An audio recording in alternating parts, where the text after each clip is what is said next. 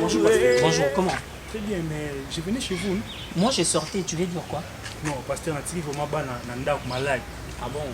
Oh, chikate. Tu as prié pour les sambeli, mais quand on a tiré bango, il y a prière. Comment est-ce que sambeli zana? Pasteur, na sambeli, mais quand on a tiré bango, il y a prière. C'est un imbongo. Est-ce que le problème est dans le monde?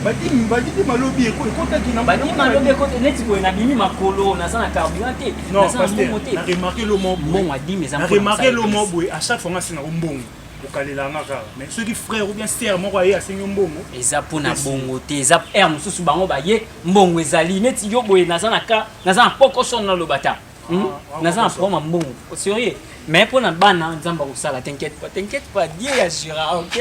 T'inquiète pas. Nzamba Zana Bisso.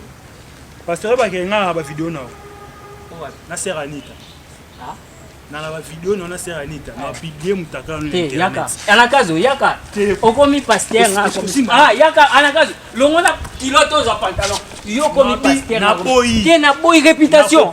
Réputation na ngai. Baninga na nga ba Samwe. Pardon, anakazo. Yango na zobil na ngai oyo. Lelo e. Ay. Sikanga na yemba yezwa pokyo na loko.